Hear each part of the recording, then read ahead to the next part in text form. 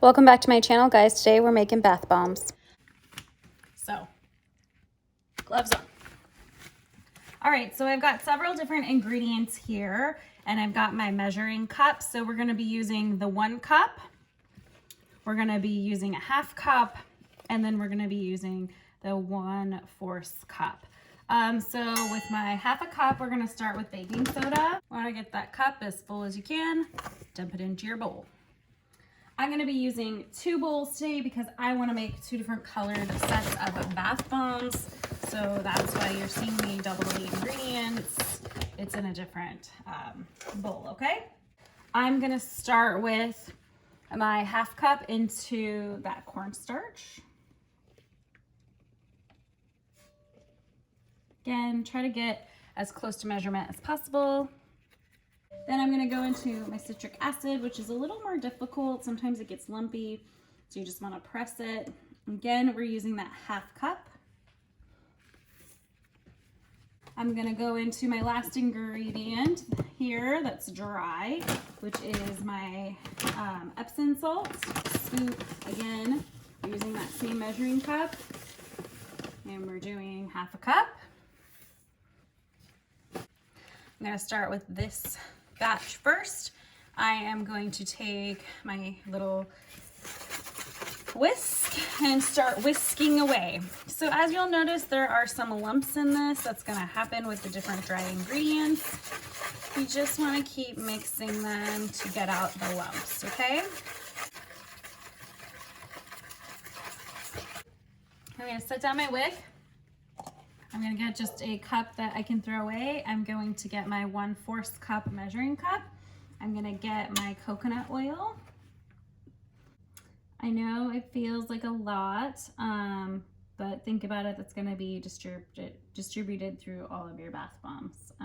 You can do as much or as little oil as you like. I'm just doing this much because I want my baths to be super soft. So I'm going to take that amount, I'm going to put it in the cup. Then I am going to take my essential oil. I chose a fruity one, but you do what you like. So 25, I think that's more than enough. And then I am going to move my bowls here so I'm ready.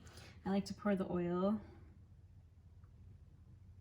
right on top. So the oil isn't gonna activate it, it's just anything with water will activate it. So such as like your colorant. So just keep that in mind.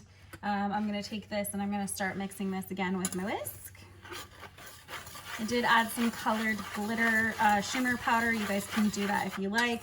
It doesn't really matter which one you use. I'm just using what I had on hand, okay?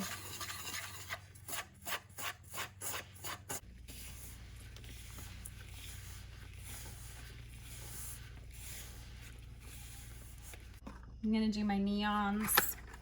I've been enjoying these a lot lately. I'm gonna do blue, and then I think this other batch will be green, okay? So because your food coloring has water in it, you have to be ready to mix quickly and separate your drops because that will make the product activate.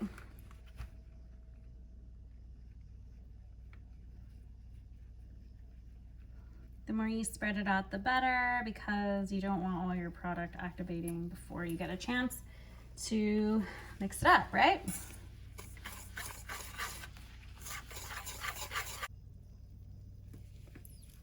Again, remember you only use as much dye as you want to make it as blue or whatever shade you like. I'm using blue, but it will add more color to when you actually have your bath bomb.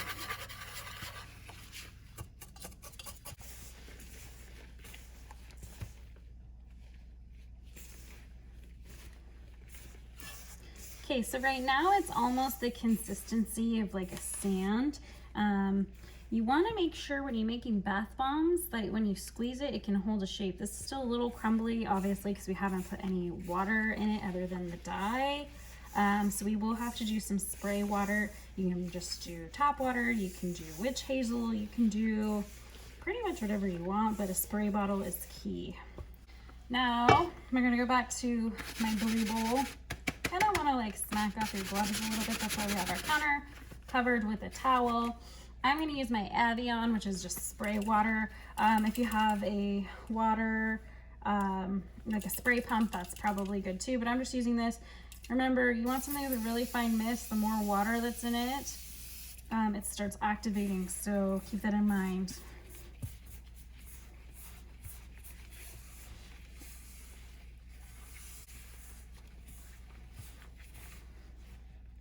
Once it starts getting hard, where it like starts staying together, that's the texture you're looking for.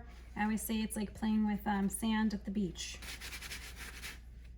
Again, the finer the mist on your spray, the better, so that way you're not activating all of your product. And then you gotta work super fast.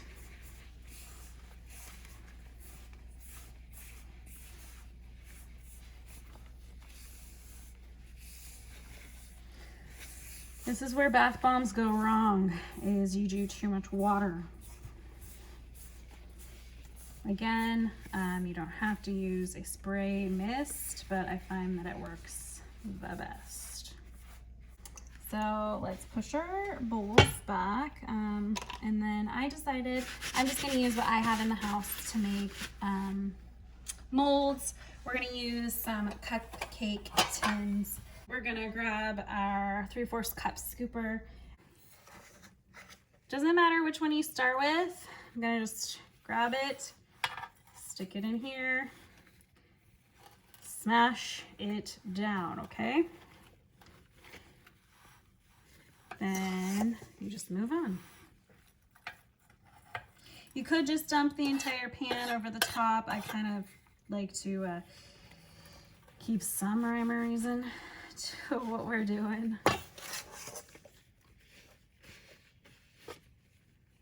So there's one set of pans. Let's do blue. Actually, let's do blue over here so we can get these filled.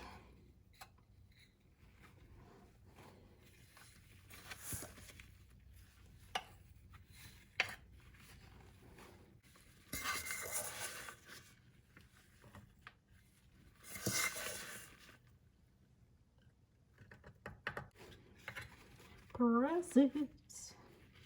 Some will be a little bit fuller than others. That's okay. There's no right or wrong way to do this. All right. I will show you guys the finished results when they have fully dried, which usually takes a couple of days.